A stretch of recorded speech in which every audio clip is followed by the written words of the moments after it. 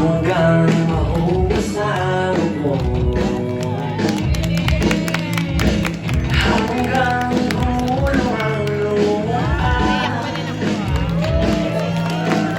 hanggang mahulog ang alay.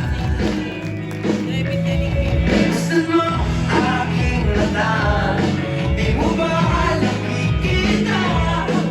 Ako ngayon lumilipad nasa naitlan. Gusto mo ba kumalan?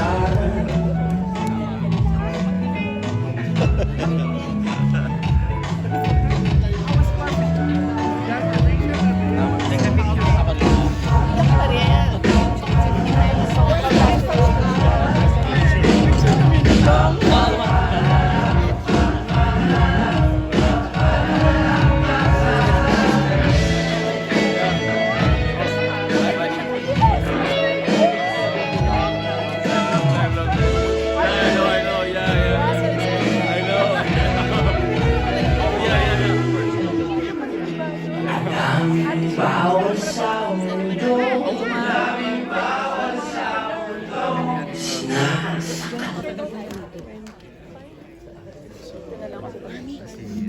And now we'd like to call on the stars of the movie and Achanza to join our question and answer.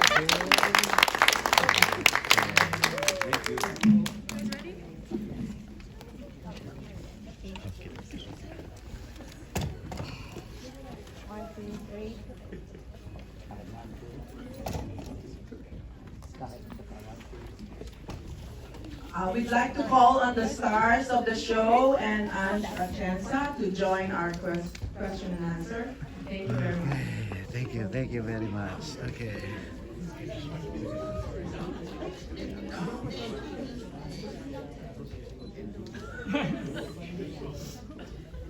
And ding dong.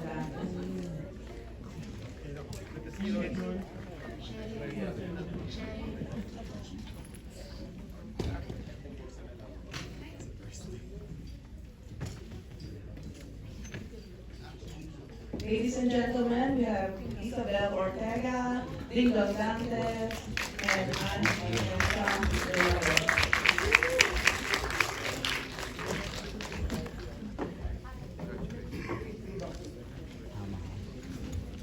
Alex.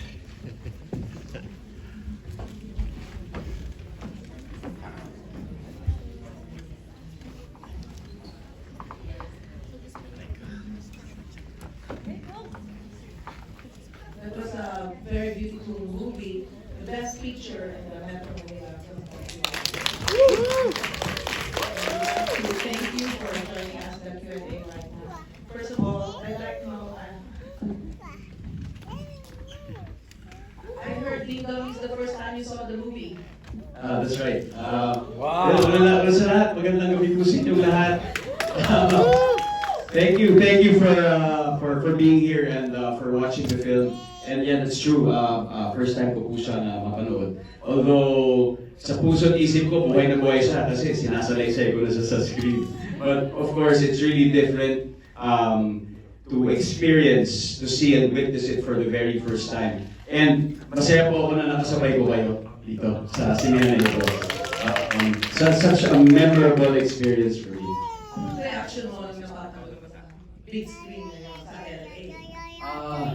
Well, bukod sa napakahalaga nitong okasyon na ito para sa atin, hindi lang po para sa pelikula ito, kundi para sa buong MMFF at industriya. Siyempre, iba kapag, siyempre pag actors tsaka pag nagpa-perform kami, iba kapag on camera. Pero kapag nakita na natin lahat ng elemento na nandyan na put together beautifully, talaga parang buhay na buhay yung kwento. Yung kwento ng mga alitaptap at yung kwento ni nanay dito sa pelikula ito. Kaya grabe, hanep. Well, kaya pala best picture. Grabe, ibang klase. Hanep. Bravo to, of course, the actors. Isabel, wala lang po sila dito. Si Yohan, nanalo po ng Best Child Actor. Of course, to our director, our producers, pero syempre, sa creator po ng pelikulang Firefly, si Miss Ange. Hindi ko po malilimutan yung araw na ikunento mo sa akin to. Alam ko talaga na magkakaroon siya ng special place in the history of Philippine cinema. Kaya maraming salamat at pinagkatiwala niyo yung role na Tonton sa akin. Yeah, Ange, congratulations on the Best Screenplay Award. What was your inspiration when writing this movie? Hi. Hi, good evening.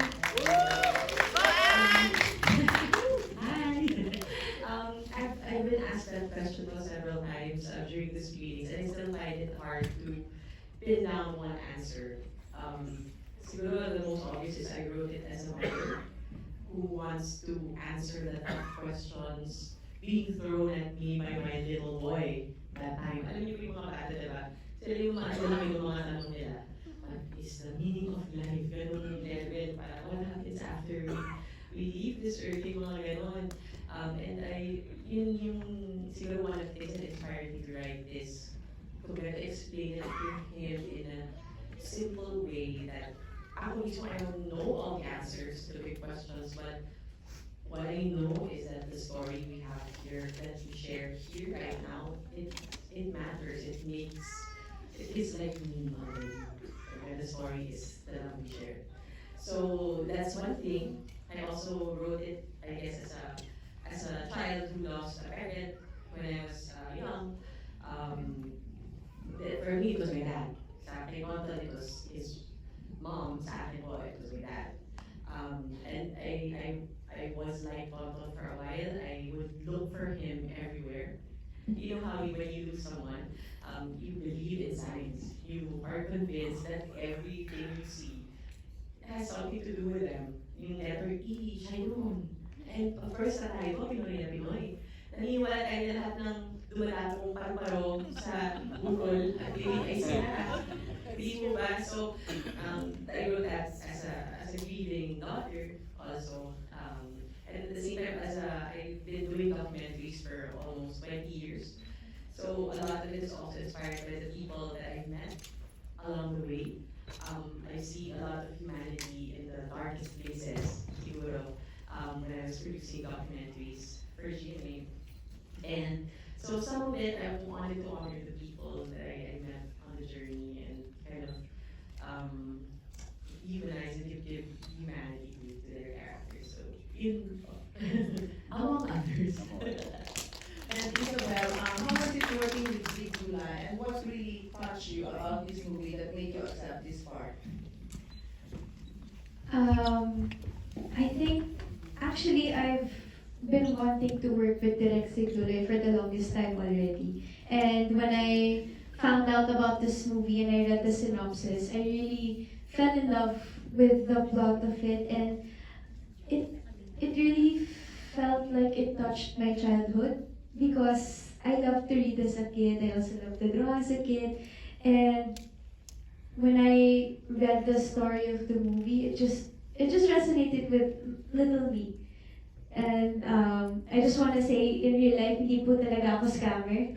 I just wanted to point that out. But working with Direct Zig July was amazing, especially given that this was my first movie. And working on a television series and working on a movie are two completely different things. So I was very grateful that Direct Zig and of course Miss Ange really guided me through the process. And yeah, I'm very grateful for them.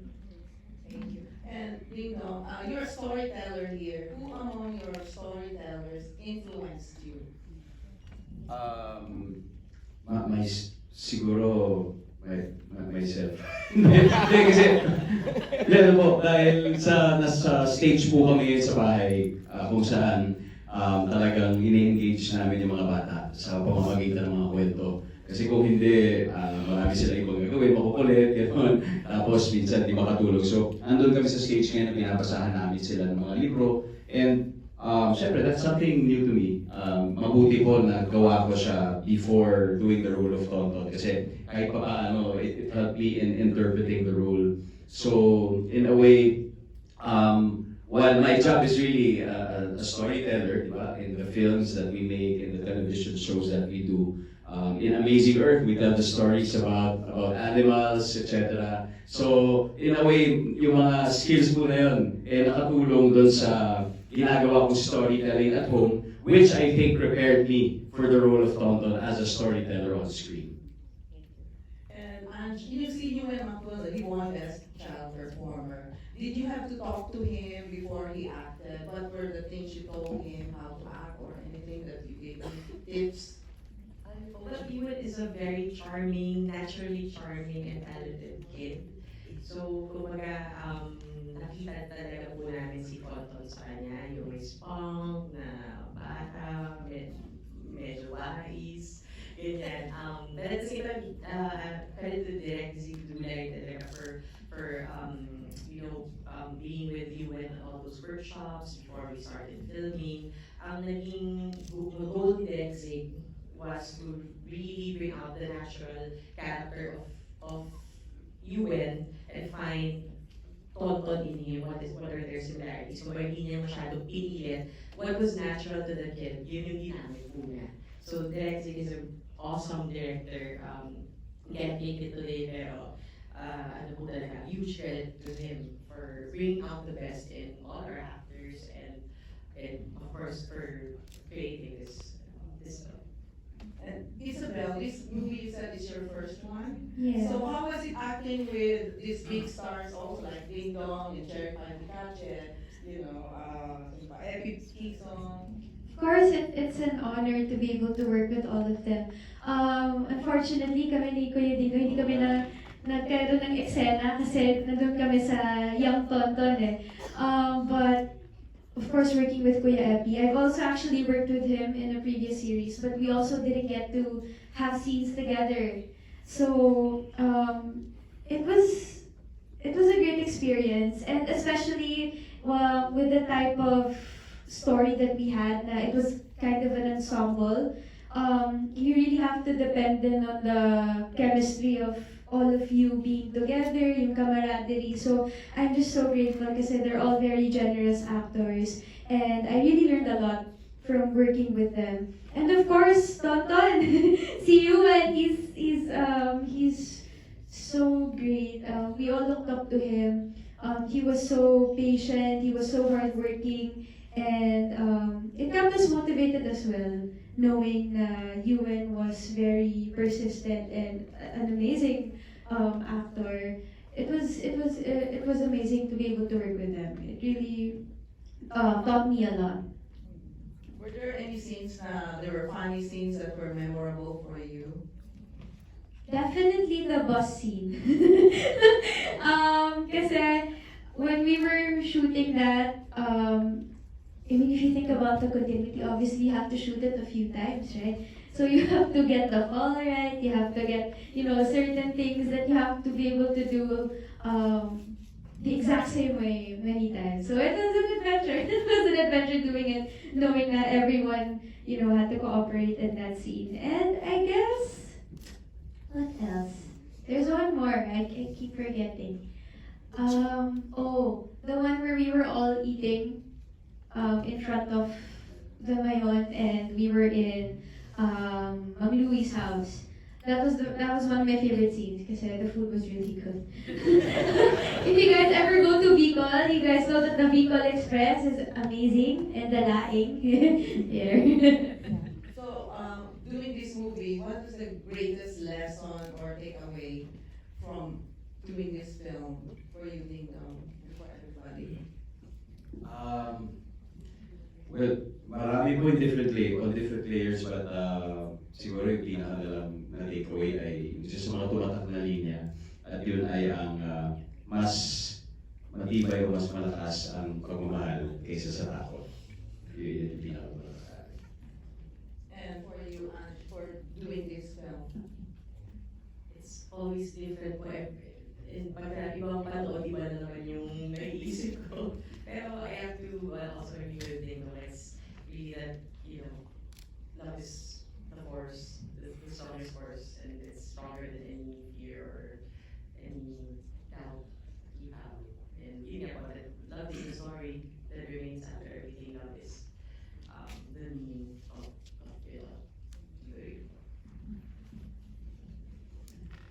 For me, I think it's one, of course, love. Love conquers all. Love conquers all emotions. And at the same time, it's always good to remember the person who loved you first. That was also one of the lines that struck me, which is a mother's love. And every time I watch this movie, I always remember how grateful I am for my mother. And it uh, reminds me that a mother's love is really so powerful and it can make you brave, even when you're scared. That's nice. And we interviewed Zig Dulay, and we asked him, why did you make this movie? And he mentioned something about life, the life. He said that